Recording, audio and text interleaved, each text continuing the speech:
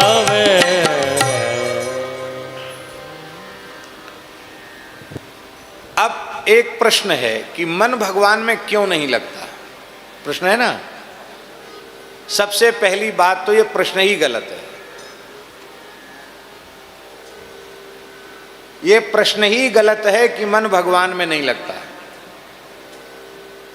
मन संसार में लगता है, भोगों में लगता है, ये बात बिल्कुल झूठी है, सर्वथा झूठी बात है। क्योंकि लगता होता तो वहां से हटता क्यों, लग गया होता। वहां लगता नहीं, वहां से हट जाता है, वहां जाता है फिर वहां से हट जाता है।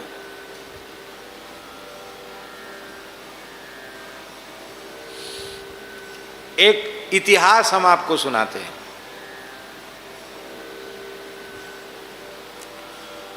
एक अपने जमाने की एक स्टेट रही छोटी, ओरछा राज्य के अंतर्गत, जिसका नाम है बानपुर, बानपुर स्टेट। ये ललितपुर क्षेत्र सब बानपुर स्टेट में ही आता था। तो वहां के राजा थे सुमेर सिंह। कौन थे राजा? ये मधुकर शाह के पौत्र ही थे। मधुकर शाह जी के पौत्र थे। हाँ, वीर सिंह जी के संतान में से थे। बड़े वीर थे, बड़े लड़ाके थे, और उनको बानपुर स्टेट दी गई थी। उनकी कई रानियां थीं, उनमें सबसे ज्येष्ठ श्रेष्ठ थी ललिता रानी। क्या नाम था? कुंवर ललिता। वो बहुत सुंदरी थी, बहुत अधिक सुंदरी थी। मने उसके जैसी और कोई दूसरी सुंदरी उस काल में नहीं थी, इतनी सुंदरी थी।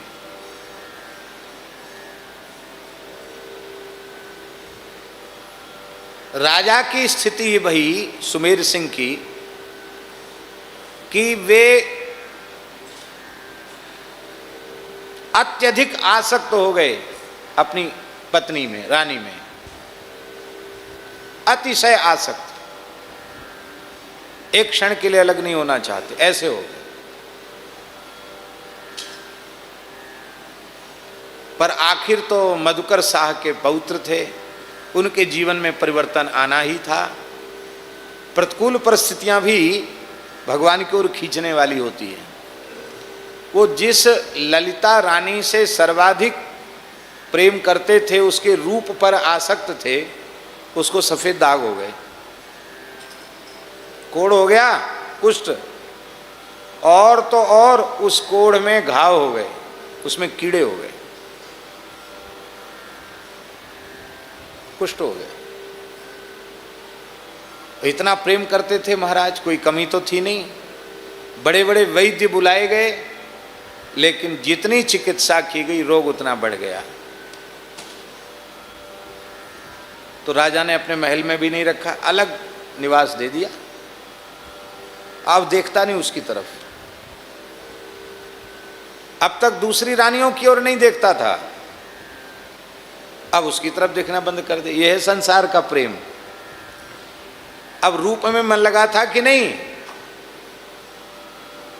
ऐसा मन लगा था कि बिल्कुल उससे अलग नहीं होना चाहता था। अब वहां मन बिल्कुल हट गया। क्यों? रूप खत्म की, मन खत्म, सफेद दाग हो गए, तो रूप, मन का आकर्षण वहां से हट गया। तो रानी अपनी उपेक्षा से इतनी दुखी हो गई, उसने सोचा मैं आत्महत्या कर लूं।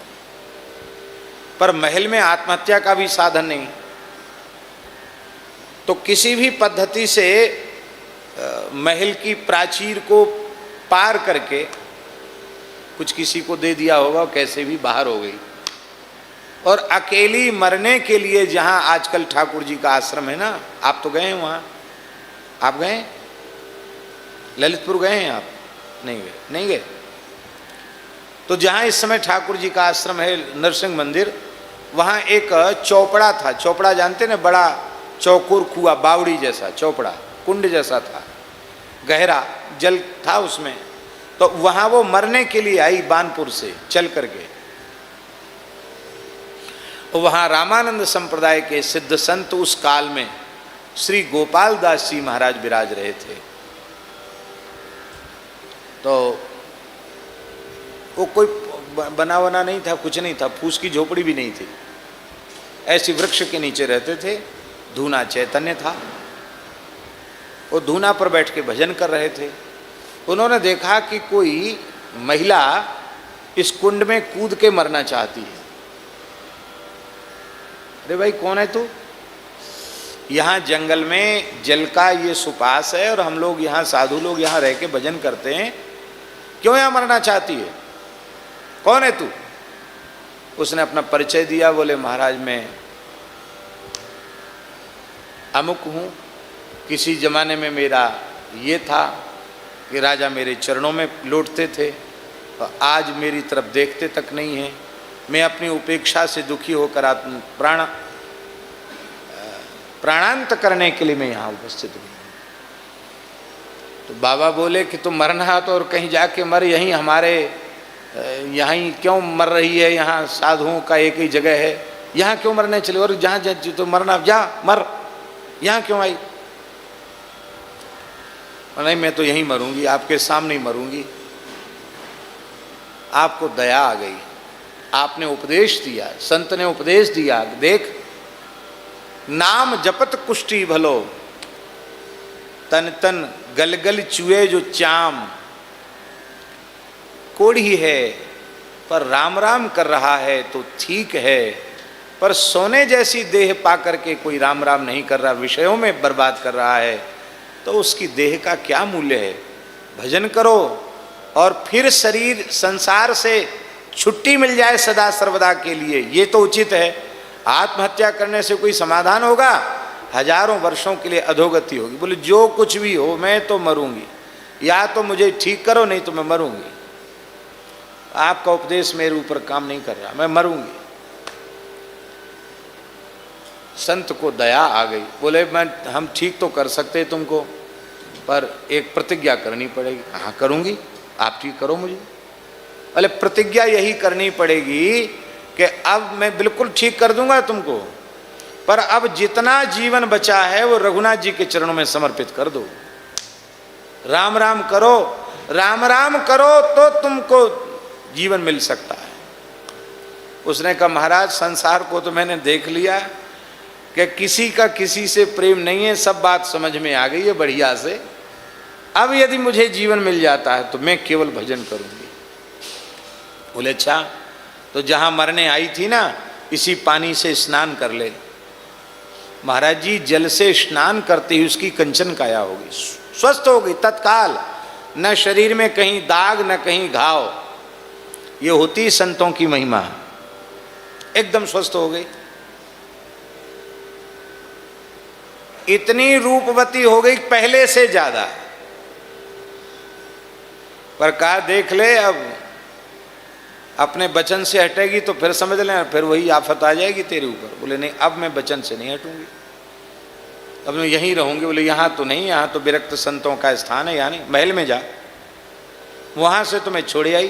बोले वहीं जाओ, अब तुम्हारा तिरस्कार नहीं होगा, बस भजन करना। जो आज्ञा कह के रानी चली गई, रात्रि में ही पहुंच गई। सवेरे महाराज निकले तो उन्होंने देखा ये कैसे बदल गई? ये तो जब विवाह के समय जितनी सुंदर थी उससे भी अधिक सुंदर कैसे हो गई? इसका कायाकल्प कैसे हो गया? आश्चर्य की घटना कैसे हुआ? राजा आए, कहो आप कैसी हैं? देखा ही नहीं उनकी तरफ, मुंह फेर लिया बस। सब अब ज़्यादा लल्लो चप्पू मत करो, चिकनी चुपड़ी बातें मत करो, मैं समझ गई बढ़िया से। अब मत देखो हमारी तरफ। अब क्यों देख रहे हो? अब क्या हो गया? अब क्या हो गया मुझ में? पहले तो अब देखते नहीं थे, अब क्या हो गया? अरे देवी तुम तो नाराज हो गई, सही सही बात बतावी, चमत्कार हुआ कैसे? तब सही बात बताई उसने और कहा देखो, अब तुम्हें संसार का सुख भोगना है तो और 10 ब्याह कर लो, पर अब इस शरीर से तो संसार का सुख नहीं मिलेगा, क्योंकि मैंने अब यह देह श्री रघुनाथ जी के चरणों में अर्पित कर दिया है। अब यह देह, अब यह इंद्रियां, अब यह मन बुद्धि अब संसार के भोग के लिए नहीं है, अब तो ये भगवान के उपभोग की वस्तु है। यही है भगवान का भोग्य बन जाना, यह है अनन्य भोग्यत्व, भगवान का भोग्य। अब मैं भगवान की भोग्य हो गई हूँ, संसार की भोग्य नहीं हूँ। आखिर तो मधुकर शाह के पौत्र थे, उन्हें भी वैराग्य हो गया। उन्होंने कहा देवी हम तुम्हें प्रणाम करते हैं और अब हमने भी अपना मन संसार से हटा लिया है, चलें उन्हीं संत के चरणों में चल करके भजन का मार्ग ले लें। प्रातःकाल आकर के दोनों ने गोपाल दास जी से दीक्षा ग्रहण की और दीक्षा ग्रहण करने के बाद दोनों ने जीवन पर्यंत भजन किया। उन्हीं ललिता रानी के नाम पर ललितपुर बसा और उन्हीं सुमेर सिंह के नाम पर सुमेरा तालाब, जो बड़ा तालाब खोदा ना, उन्हीं सुमेर सिंह ने खुदवाया। वो छोटा चौपड़ा था, उसको तालाब का रूप दिया उन्हीं ने। और नरसिंह भगवान उनके ठाकुर थे, नरसिंह सालिग्राम, तो नरसिंह भगवान को ललितपुर का राजा नियुक्त किया। बानपुर स्टेट के भीतर ललितपुर नहीं था, ललितपुर की मालगुजारी सब नरसिंह भगवान की थी। ललितपुर के मालिक नरसिंह भगवान। आज भी वहाँ जय श्री राधे, जय श्री कृष्ण, जय सिया राम नहीं बोलते हैं। मंदिर में जाएंगे दंडोत करें, जय लक्ष्मी नरसिंह, जय लक्ष्मी नरसिंह, ये वहाँ का अभिवादन का प्रकार है।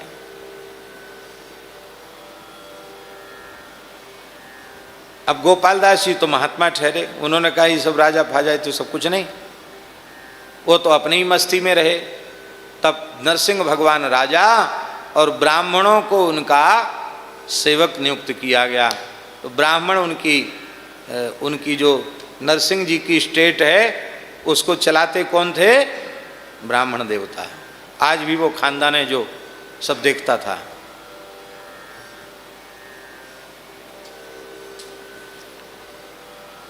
पुराना स्थान है, ऐतिहासिक सत्य घटना है। अब आप कहिए कहाँ लगा रहा मन? स्त्री में मन लगा, रानी में मन लगा, पर वहां से हट गया। पर दोनों का मन रघुनाथ जी में लग गया, फिर वहां से हटा नहीं। तो मन का लगना कहाँ माना जाएगा?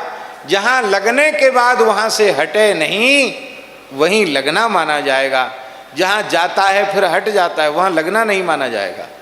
हम लोग असफल प्रयास कर रहे हैं, असंख्यों जन्मों से बार बार बलपूर्वक मन को, इंद्रियों को संसार में लगा रहे हैं। अब तक नहीं लगा पाए, न लगा पाएंगे, ऐसे ही भटकते रहेंगे। या विधि मन को लगावे, मन के लगाए प्रभु पावे। मन को लगा दो।